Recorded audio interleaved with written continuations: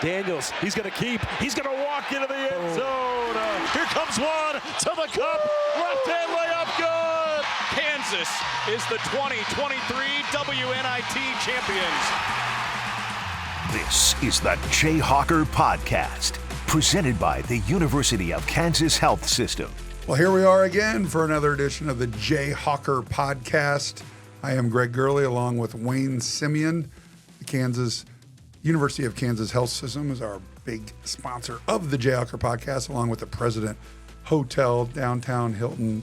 Philip Strenod does a great job down there. But the Jayhawker Podcast is proud and excited to welcome one Raymond Bechard in his 26th year as your volleyball coach. What's up, Coach? Hey, how's everybody doing? We're doing good. Obviously, we got the pre-conference portion of our schedule out of the way, so we start kind of phase 3 of our season with Big 12 conference play this week, so we're excited about that. Yeah, Friday, head down to Lubbock, Texas, with kind of a new way of doing things. You know, you've been around a long, long time, but talk about how the schedule works now in the kind of new and improved Big 12 conference. There's no longer a double round robin home and away. Talk about how this will work moving forward.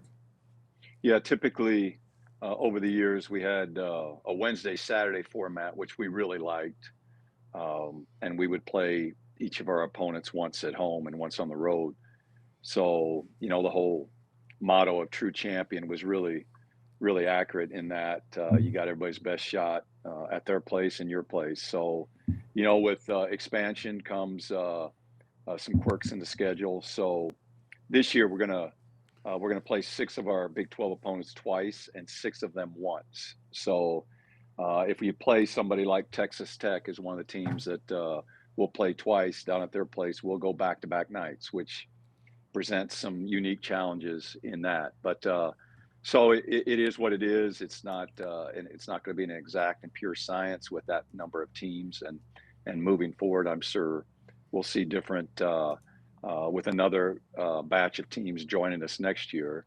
I'm sure we'll see even some more tweaks to the schedule. But we're excited about it. Tech has had a solid pre-conference start themselves, so it'll be a great opportunity for us to get Big 12 off to a good start. And Coach, talk to us a little bit about your pre-conference schedule and just kind of evaluating how that is. You got one loss, but you have a nice signature win over a top 25 opponent. What type of momentum do you feel like your team has going into the gauntlet that is the Big 12? And do you feel like you guys have established a true identity, something that this team can hang their hat on going into conference play? You know, as you look at pre-conference schedule, you want it to be demanding enough, Wayne, to where the Big 12 doesn't shock your system when you jump into it. But at the same time, given the strength of our schedule within the Big 12, you want to schedule to a level where you can have some success and create some opportunities to build a little depth. And we think we've effectively done that. You know, we were a little worried about strength of schedule after the first few weeks, but Pepperdine's going to end up being a really good win for us. You know, Wichita State and Colorado are going to do extremely well within their conference. And then the 2 matches we had with Marquette and Purdue certainly will serve us well moving forward. And Texas State's favorite, I think, to win their conference as well. So, yes, I do think we have some good momentum. I think we've used our roster in a way that we've created some confidence in our depth.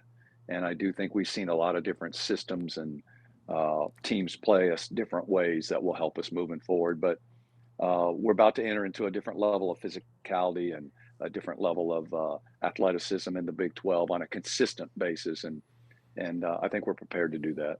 Speaking of your roster, I want you to highlight an anchor to that roster. And, of course, your son, Brennan Bechard, former Kansas basketball player on the staff. So you're really integrated within Kansas men's basketball. And there's kind of a running joke in the office that DeJuan Harris is actually the second best point guard on campus.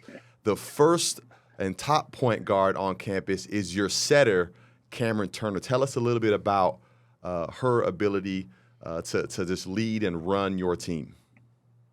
Yeah, and I do think when they played that game of knockout, last spring, I think Cameron knocked Dewan out. So there might be a little bit of truth to that. No, we love Dewan Harris, but obviously we love Cam Turner, who you're right when you associate what she does with a point guard mentality or a quarterback mentality. She leads our offense. She makes great choices and decisions. She's one of our best right back defenders I've had in my 26 years here, and we've had a bunch of them. But she creates an opportunity for offense to run smoothly because she can attack, she can make good choices, and she's just the optimal teammate. I mean, she's going to give you her best each and every night. She teammates at a high level, and she creates a competitive confidence within our team that's really, really important as we move forward. So lucky to have the little lefty in the lineup. And she's already into her junior year. Seems like it's going fast, but she's going to be one of the best ones to play that position for us by the time she's done here.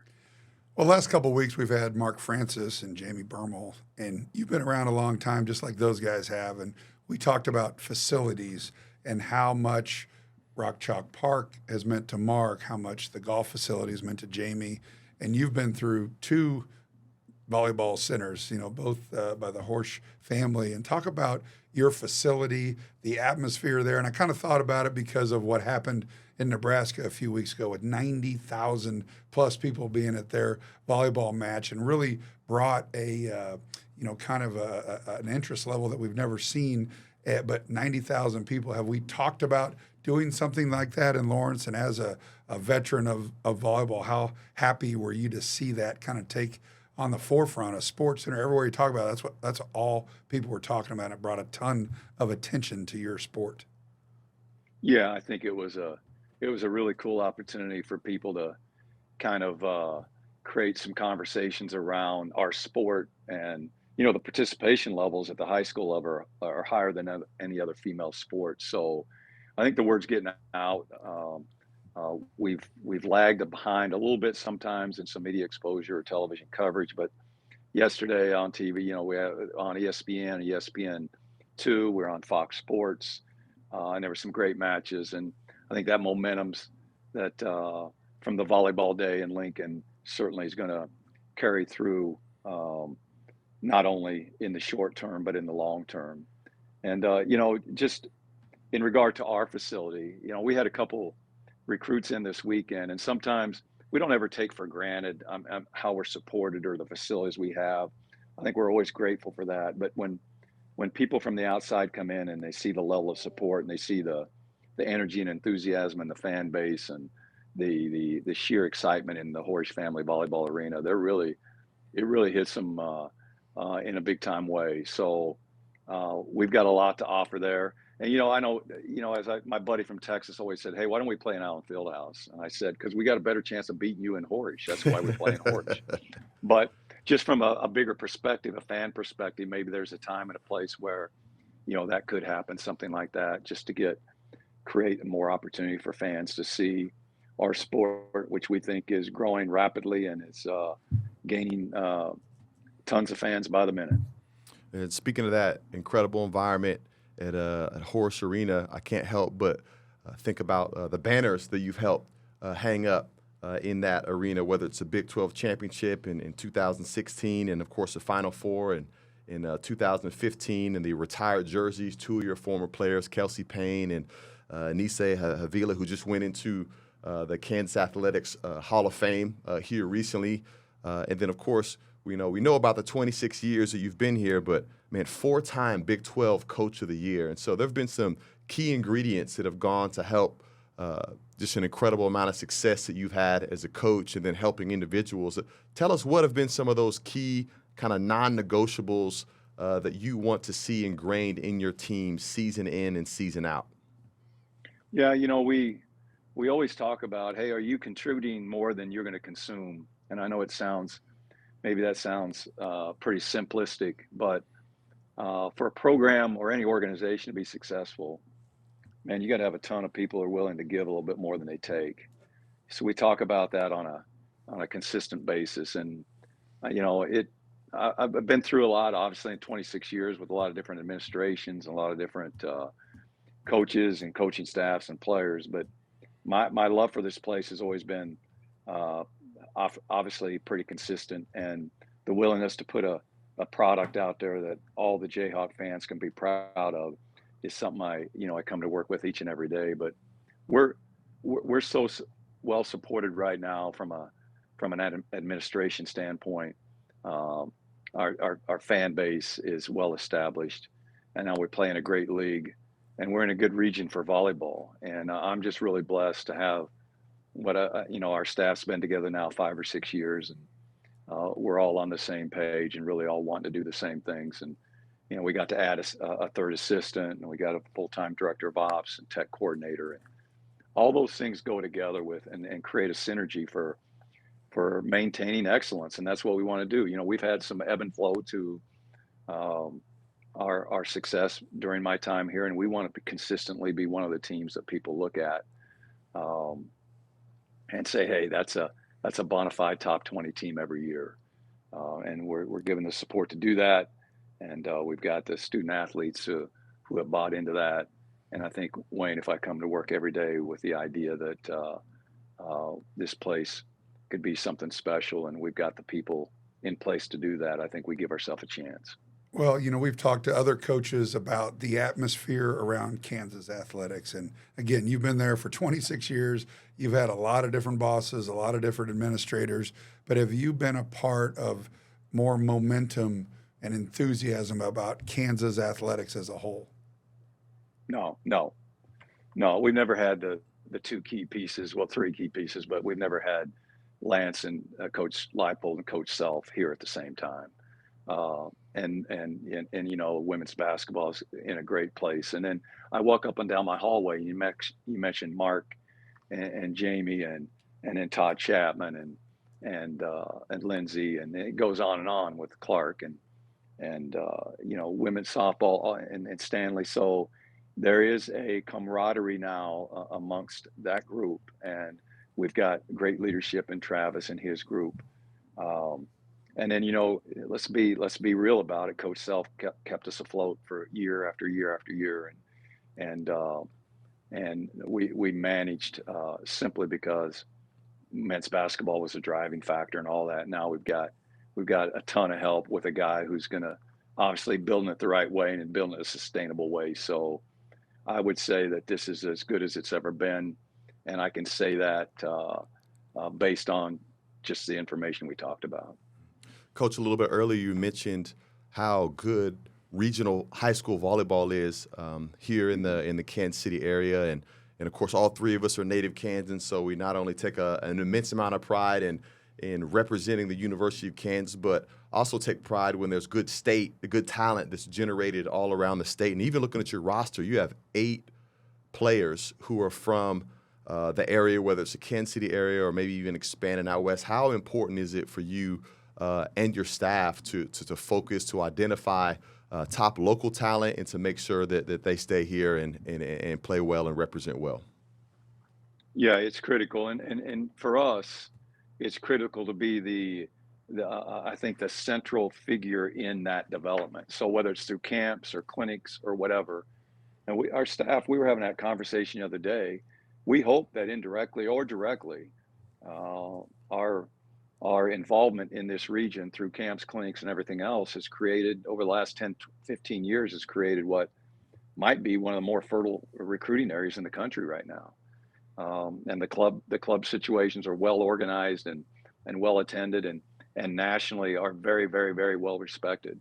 And obviously that if you're going to have that, you're going to have great high school volleyball in the region too. So I think it's extremely critical that we're a part of that. And not only are we a part of it, we're continuing to be a part of it by giving some of those kids opportunities to come here after they put in the time and work to be at the point where they're getting recruited at this level. So it's great to drive down the road. We'll drive down the road here in a couple of weeks and see a match between a Kansas City school and a team from Iowa, where there's 3 or 4 Division I prospects, playing in that match. And we want to participate heavily in that, in the development of that, and also on the end of it where we we hope some of those young women are suiting up to be Jayhawks someday.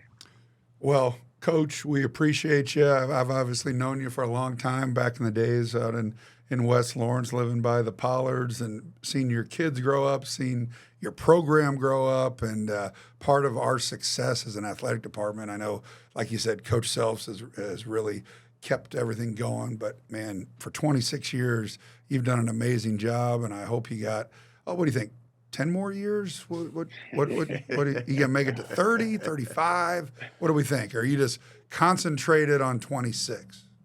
I'm excited about this year, and as long as we're having fun, we'll keep moving in a good direction. So, well, it's always fun. Get over to Horsch if you don't have tickets. It's a great atmosphere, nice and cozy. It gets crowded. It's kind of like, remember my playing days, Gallagher, Iowa was a small place, seated maybe 6,000, and it was the loudest place. We can make Horsch the loudest place in the conference, and get out and support Ray Bechard and the Kansas volleyball team. Go to kuathletics.com. Get out, watch them on ESPN, ESPN Plus. But Ray does an unbelievable job, and we are really fortunate to have you join us here today. Thanks, guys. All right, that was Coach Ray Bechard in his 26th year. Got the girls off to a 9-1 start, headed to Lubbock, Texas, on Friday for kind of an interesting deal. You know, you play back-to-back nights as opposed, it used to be a Wednesday, Saturday. And so he mentioned that it'll be a little different because of you could play 10 sets, right? And that's a lot on a back-to-back. You don't do that very often. Well, I mean, you and I both have daughters. Your daughters are older than mine and age out, but they play club volleyball, right? My daughters are in the they might play thick of it 6 right matches now, a day. They'll play that in a day. They're playing, point. three days in a row, 6 matches a day, and so I'm not quite sure that it'll tax those girls nearly as much as what we think it is because of the club experience that they do have. Right. And who knows, maybe it'll help be an advantage to them. You know, one of the things in conference realignment and Olympic sports, and especially those sports that play midweek, is the amount of travel that has to take place during midweek, and classes miss and getting in late and things like that. And so who knows, maybe this new format could be advantageous for them in that regard, to keep them home and fresh a little bit and in class. Yeah, it would be interesting. He mentioned it to have, I brought up the Nebraska deal where 90,000 plus people went and filled Memorial Stadium there in Lincoln to watch their team. They had a concert afterward, and everybody was covering it. And it was great for women's sports, because that was what everyone was talking about, was that event. And hopefully we do something like that soon. He mentioned Allen Fieldhouse, and that could be something to watch for. We got a staff meeting tomorrow. Should me and you bring that up? Yeah, I'm not sure if that's gonna make the off? list, but No. yeah, it could be a great. They got a great opportunity every night in Horsch Arena. Well, last Saturday night, we had another win for Kansas football. Did you make it to the end, or did you fall asleep? Didn't quite make it to the end, but felt. You're like 40 years old. Yeah. Felt good about it. Actually, I woke up and there were a bunch of text messages on my phone. And I was actually a little scared to answer the text messages. So I went right to the score, checked the score, answered the text messages, and then got a chance to rewatch the highlights. I'm there. a true fan. I stayed to the very end out at Johnny's West. Okay, let's go. Wayne and I were involved in the Bill Self Fantasy Camp all weekend. We had our banquet or whatever. I was coaching championship Sunday the next day. I had to make sure our team had a curfew. That was in my notes. This guy right here is a champion coach now. Team Simien beat Team Wainwright, or who was it? It was Team Chalmers, coached Team by Chalmers, I'm sorry. by Coached Jerry by Wainwright. Jerry Wainwright, who's an interesting study. Grudge match. Jerry Wainwright, who's a veteran of the Bill Self Fantasy Camp, has been a coach for a long, long time. He was at Fresno State. He was at Richmond. He was at DePaul. When he was at Richmond, Wayne had a bit of an axe to grind. That's why it was such a big deal that his guys beat Jerry, because Jerry came in here years and years and years ago, and one of Bill Self's home losses was to the Richmond Spiders, coached by Jerry Wainwright. So you kind of gave it back to him yesterday, Sunday afternoon, and got a championship. Yeah, it was definitely a grudge match. One of Coach's 17 losses. Coach was actually there yesterday watching. Yes. And so he was one of probably 45 watching. Yes, it was. Crowd. But it was a great atmosphere in the field house. And I'll tell you what, we only beat them by 14. But as you and I both know, a 14-point win in a Bill Self fantasy camp where most dudes are, what was average age? 55? Yeah, probably a little less than that. Yeah. Let's call it 45. So it was like a 30-point blowout. Yeah. As I would like to say. Because it's kind of a battle of attrition there on Sunday.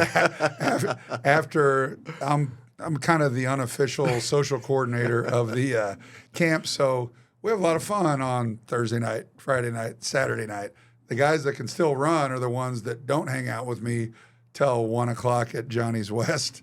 But you're right. A 14-point lead is like being up by 40. Yes, and I didn't call off the dogs late. I noticed into that. Was that a Jerry Wainwright, like kind of? Absolutely. Okay. Absolutely. Okay. Because I remember to this day the headline for that loss in the UDK the next morning, and it was spider bitten. Right, the Richmond Spiders. All right, Spiders is their mascot. It was actually a pretty good headline. That's a good headline. Yeah, it was good. It stuck with you for 20 years. Yeah, it did. But I was like, man, we got a grudge match here. You know what's kind of interesting, and we need to get back to football, but of Bill's 17 losses, the non-conference losses aren't against UCLA, Arizona, whatever. Richmond, Oral Roberts, Nevada. Some of the non-conference ones, you're kind of like head scratchers. Yep. They're not who you would think.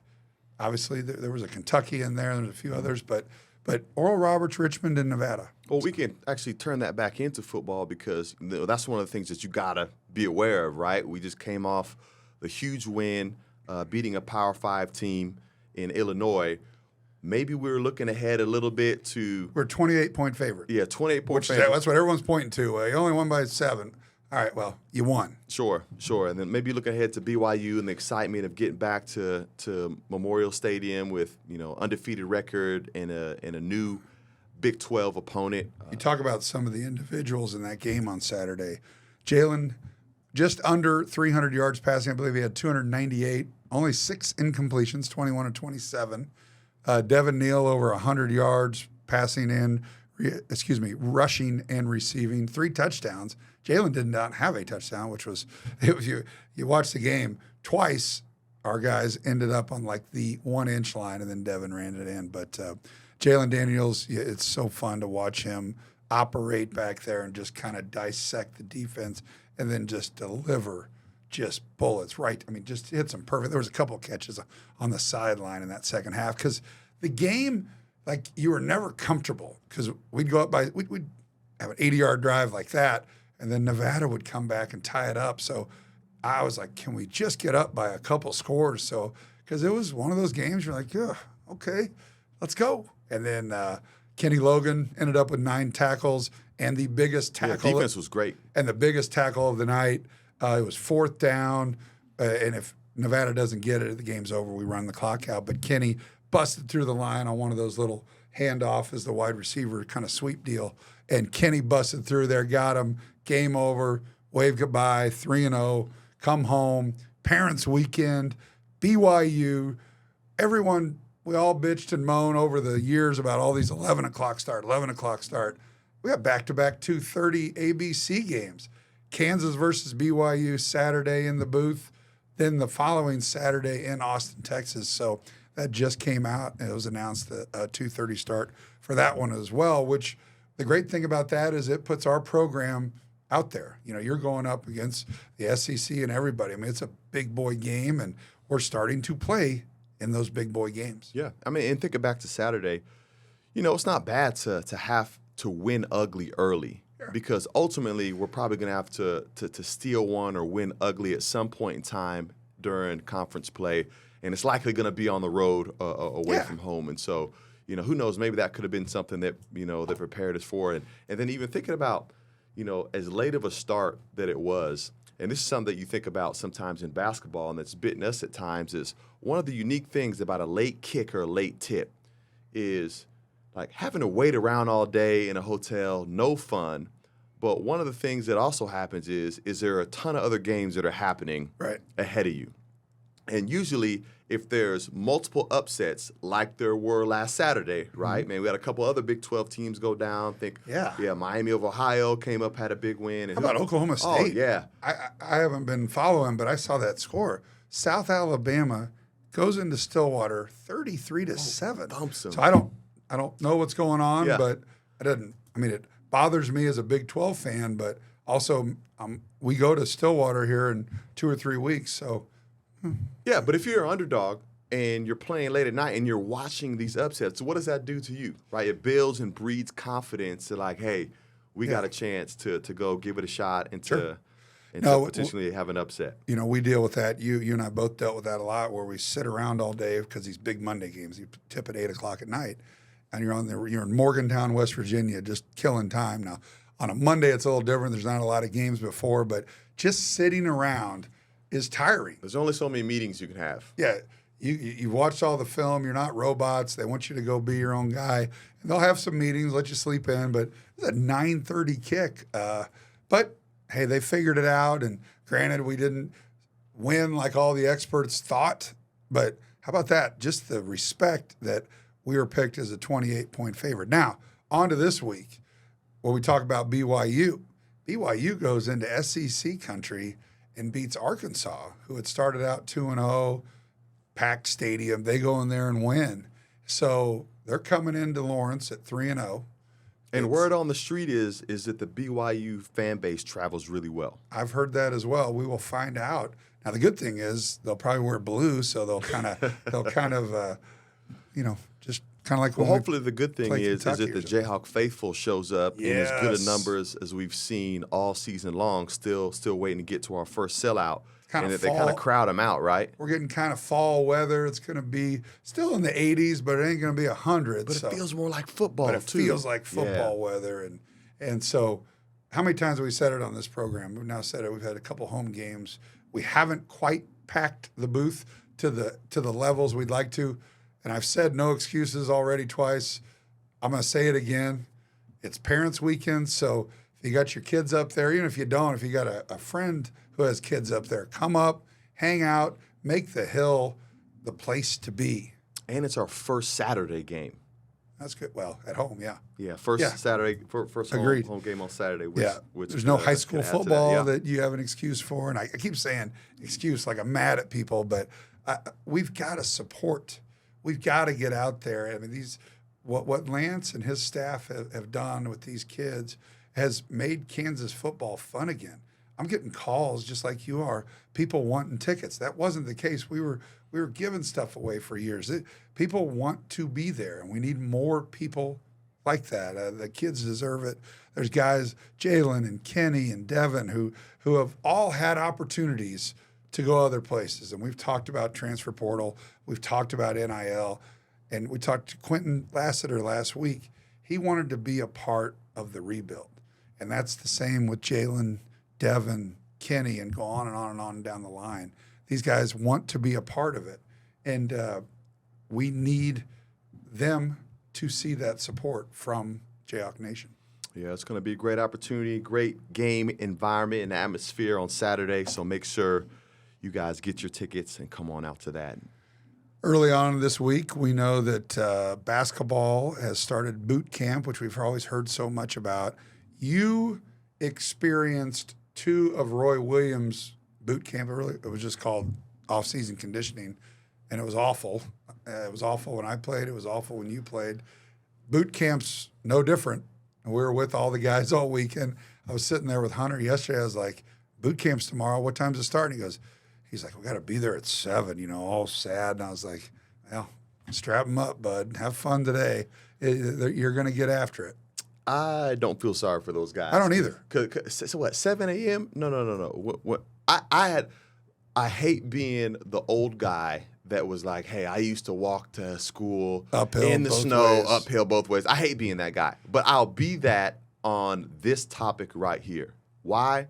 Because I experienced the first boot camp at the University of Kansas, which is pretty different than what it looks like today, because as a coach transitions in, he's actually trying to like prove Announce some his things. presence Yeah, with yeah, authority. yeah. Yes. He's like trying to prove some things. So it's interesting. Even like in this boot camp, okay, they started at 7 a.m.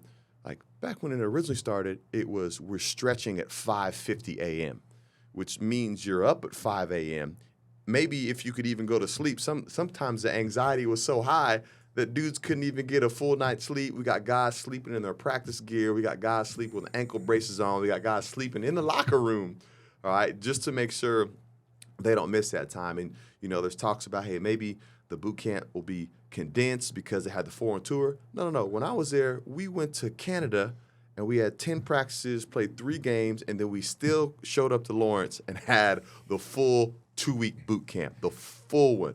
And so it's a little hard for me to be empathetic to those guys. And in this situation, we were talking. He came in and cracked the whip on us. You and I were talking Saturday and Sunday about the holdovers. It was you, Keith, Aaron, Mike, a few other guys had 2 years of Roy Williams and then 2 years of Bill Self. What? Number one, who was probably the most angry about the switch of coaches? And y'all obviously warmed up. Sure. But at the time it happened, Coach Williams leaves, Bill Self comes in. I think it's a great story because you've told me this one before about the first meeting in the locker room with Bill Self. What did one of your best friends say to Bill? I mean, it was tough. Everyone, and condense it. Yeah, no. I mean, obviously everyone was upset because of the amount of success that we had. And, enjoying a certain style of play with the fast pace and, secondary break scoring, 90-plus a game. And then, the Big Ten guy who's, defensive and wants us to keep it in the 50s. So it was a little tough. It was a little tough in that. And, when Coach first came in, it's difficult in any situation, but then to come in with guys that had success and expectations and dudes were making all kind of requests. I'm asking, hey, what did you tell the Illinois guys? And Aaron Miles like, hey, we want to wear red uniforms. And, Keith Langford's throwing darts at him and all those type of things. And I'll say this, had I known he was going to make boot camp so tough a few months after that, I might have played a little nicer, when he came in, and might not have tried to interrogate him nearly as much. But I will say this about boot camp is the utility behind it has less to do about conditioning, right.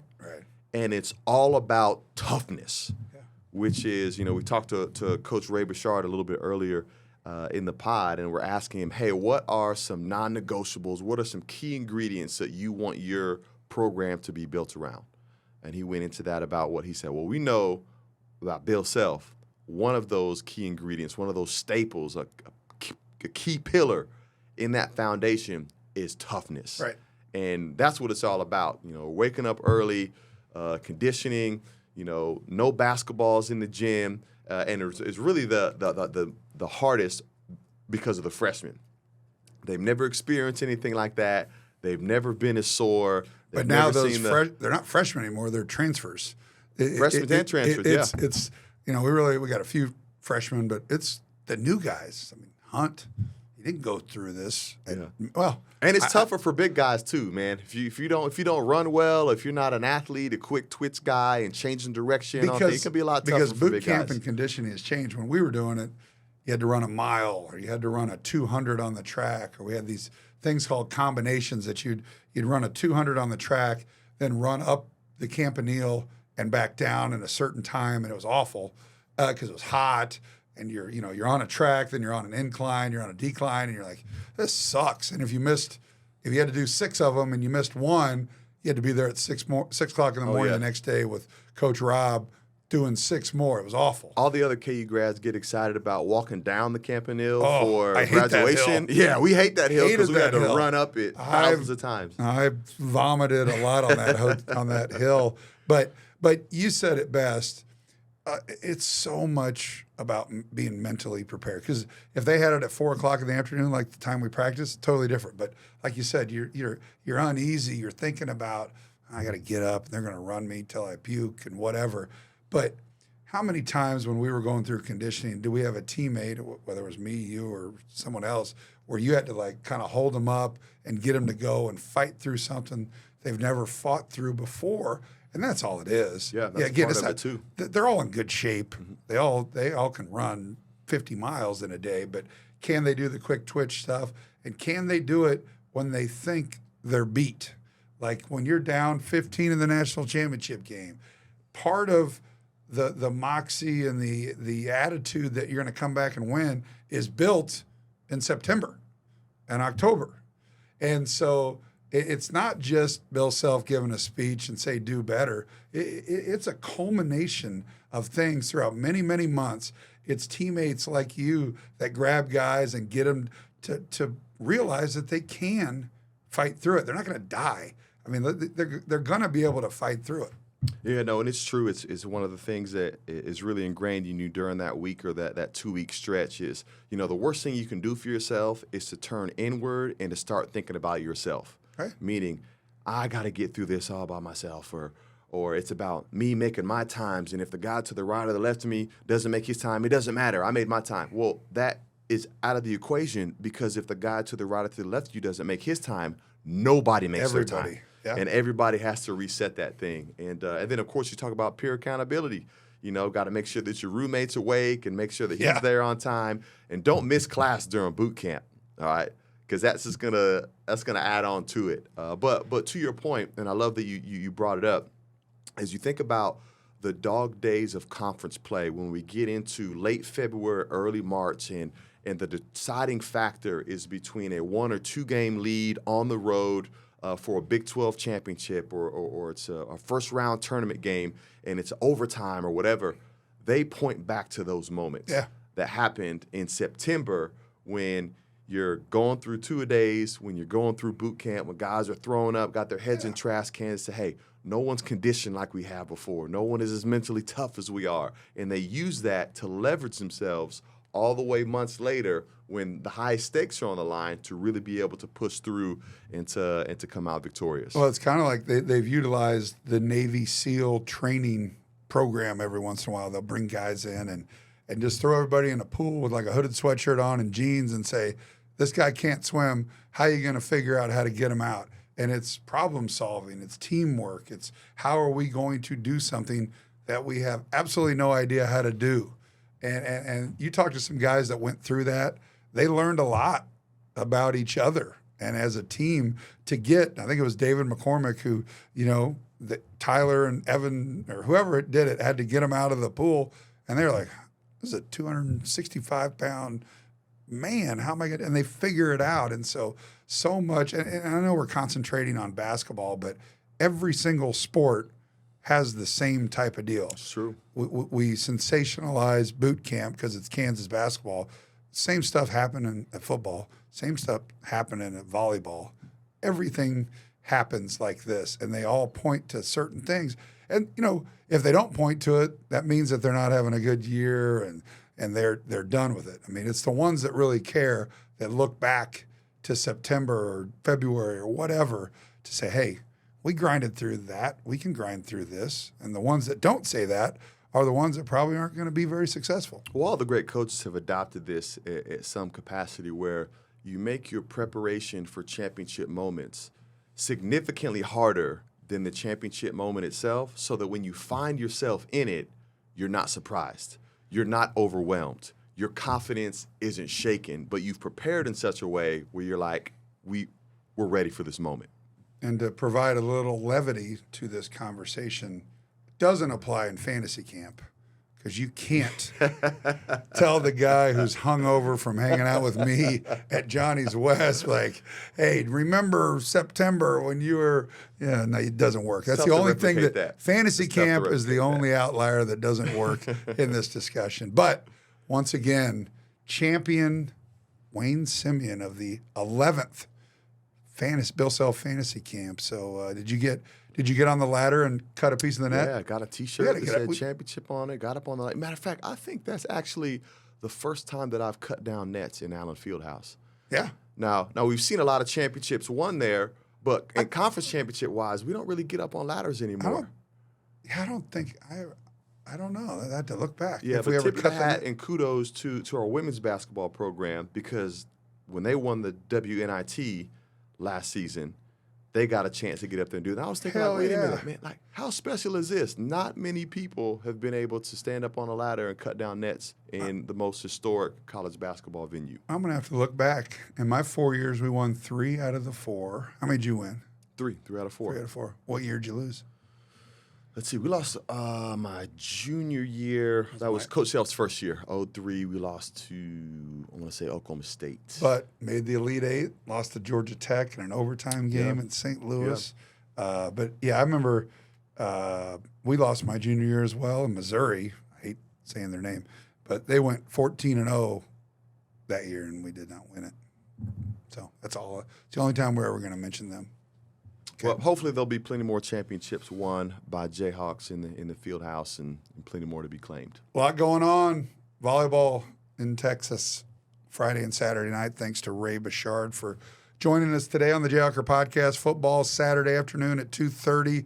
Pack the booth. BYU coming to town with their drove of fans, hopefully all wearing blue, so we can't single them out. Hopefully we don't see them cheer very much. That would mean we are putting it on them. So Saturday, Parents Weekend, get your butts to the booth, pack it, support our guys, have fun on the hill. It's 2:30, Bloody Marys at the wheel.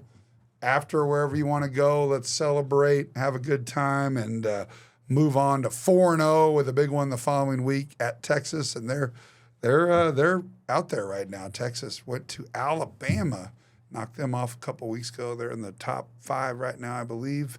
But what happened the last time we played in Austin, Texas? We were able to get Lance Leipold's first road conference win in Austin. But first things first, BYU let's welcome them. And just like every time I go to Morgantown, people are super nice. Hey, welcome to Morgantown. We really love that you're here. Anything we can do for you. You and I must be in different parts of Morgantown. I've never been. But then they beat our ass, or at least they have consistently, and they're like, and then, hey, thanks for coming. So let's do that to BYU. Hey, welcome to the league. Welcome to Lawrence. Welcome to the booth. And then afterwards say, hey, good try, bud. Gosh, I hate that. I hate when people do that. I'd kinda rather them just cuss me out on the bus, all the way out of the bus, on the way out. You've not had those experiences in Morgantown? Those people are very I haven't. I do remember from Nebraska, they're the most like patronizing people. Hey, it was nice, particularly around football. When I'll go up there for a football game. Hey, nice. No, I don't want to hear that. I want to hear that. Well, another edition of the Jayhawker Podcast brought to you by the University of Kansas Health System, along with the Hilton President Downtown Hotel. Philip Strenad and his folks do such a great job. Get down there for concerts. Big 12 tournament, Wichita State, December 30th. Call the President Hotel. Stay and play. We'll have a good time. Wayne and I will meet you in the drum room for, a couple of drinks on an off day. What do you think? Sounds good. Let's do it. Jayhawker Podcast, University of Kansas Health System, Greg Gurley, Wayne Simien, Rock Chalk.